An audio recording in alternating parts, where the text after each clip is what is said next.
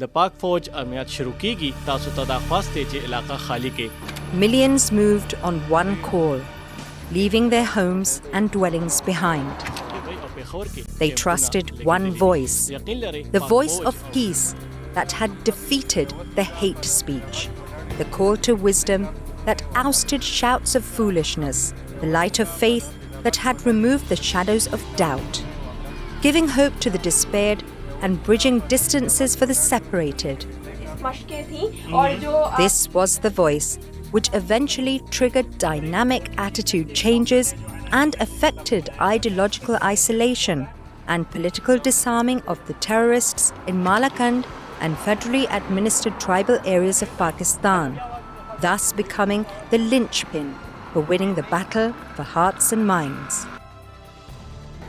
The centre stage of this drama was the beautiful valley of Swat.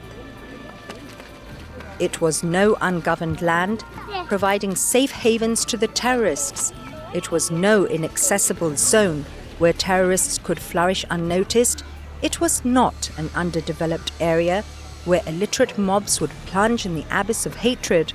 Rather, this was the throbbing heart of Pakistan's tourism, whose scenic beauty, peace and tranquility, unpolluted environment, and virtuous hospitality attracted tourists from all over the world. It has always been described as the Switzerland of Pakistan for its tranquil ambience, striking landscapes, lush green mountains, shining waterfalls, and serene lakes. Swatis are cultured, hard-working, valiant, educated, generous and unprejudiced people that had an accepted degree of politico-religious innocence. State of Swat, founded in 1915 by congregation of locals, was later recognized by British Indian government in 1926. It had the only governmental machine in the contemporary world which ran without superfluity of paperwork and had an astonishingly swift system for dispensation of justice. Swat integrated into Pakistan following the partition of 1947. The replacement of traditional judicial system upon merger with Pakistan in 1969 was not accepted by the local populace. The grievance found expression in the non-violent political movement of Tehreek-e-Nefaz-e-Shariat-e-Muhammadi of Sufi Muhammad in 1989, which was eventually dismantled by force. जब यहाँ TNS मौलाना सूफी मोहम्मद ने एक तहरीक शुरू की और वो बदकिस्मती उन दिनों में वो तहरीक चलती थी जब यहाँ हमारे सियाहत का सीज़न शुरू हो जाता था तो उनकी तहरीक भी उस दिनों में ज़्यादा पुरजोर हो जाती थी. The menace of terrorism struck this beautiful valley in 2003. The uneventful arrival of Fazlullah, later famed as Radio Mullah, went unnoticed due to his initial peaceful message. His eloquent yet simple religious sermons attracted the people and gradually enhanced his popularity. He effectively insinuated the politico-religious innocence of masses by voicing their grievances without hinting his hidden motives. Later, his innovative use of FM broadcast mesmerized the population, who perceived his movement as a sincere social reformist struggle. He conveniently converged peaceful message with his evil designs. That is where he started receiving generous donations and recruitment of youth for a religious war.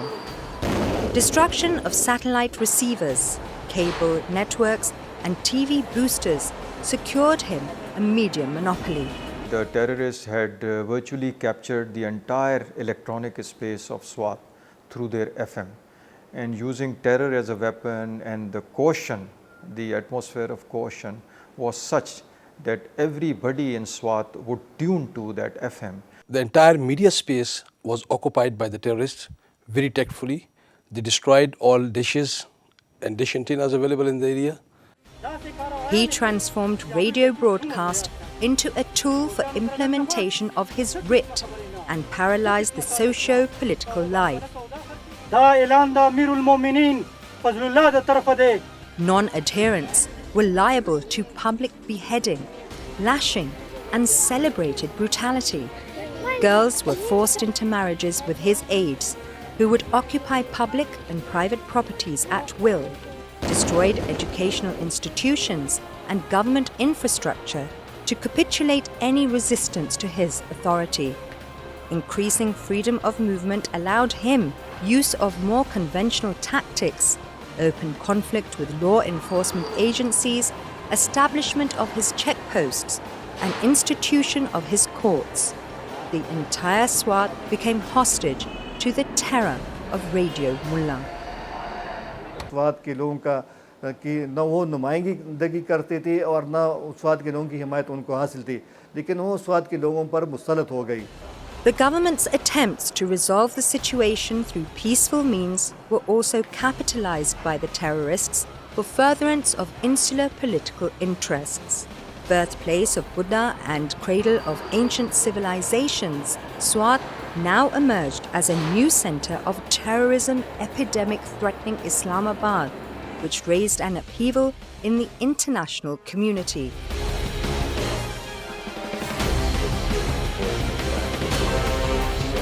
The government, therefore, decided to act decisively and proactively.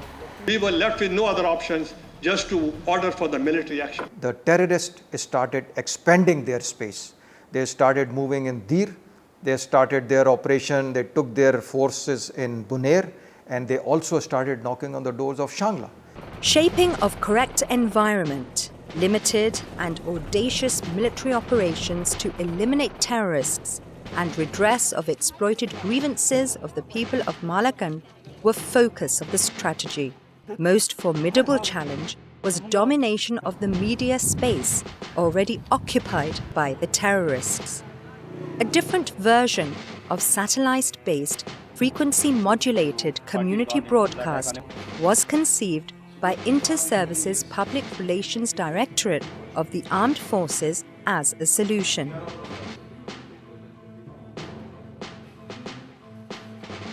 The military realized that how damaging this was, so they launched a counter narrative and a media offensive against them. The interactive broadcast with a two-way communication module by the Swathi professionals from a safe studio in the capital commenced well before the launch of the military operation in February 2009 as the voice of peace. The radio was a very powerful instrument in their hands. This had to be countered, and countering can only be possible if you're able to appropriate channels of communication yourself and broadcast what I call a different narrative. The objective infotainment-based programming soon coined large listenership in entertainment-starved audience. Hundreds of listeners from all over Swat Valley would interact with the broadcasters of Radio Swat. FM 96 लगाए थे radio, तो उससे हमें सब खबरें मिल सकती थी curfew के बारे में. The terrorists too were drawn in talk shows wherein their ideology was challenged head-on by contrasting it with the viewpoint of renowned socio-religious scholars. The terrorist stance was dented quite significantly as hundreds of the terrorists voluntarily surrendered to military forces. In many instances, the terrorists themselves also communicated with us. They also helped us. They also admitted their mistakes. The history of warfare is a swinging pendulum between conventional and unconventional strategies. Pakistan Army was well aware that it was embarking on a war in which historically conventional armies have lost more often. Vietnam, Algeria, Lebanon, Somalia, Afghanistan and Chechnya are a few lesson-learning examples. The entire army was trained for conventional warfare, but with this huge challenge which arose as a consequence of the Afghan Jihad and really became a very serious one after 9/11. the Pakistan Army had to retrain and refocus on another very aspect of warfare.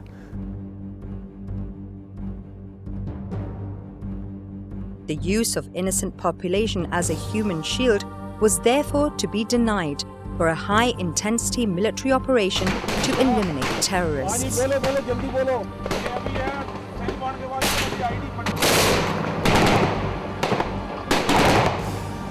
Terrorists' hideouts in thick forests, harsh mountains, and complex built-up areas were accurately targeted by the military.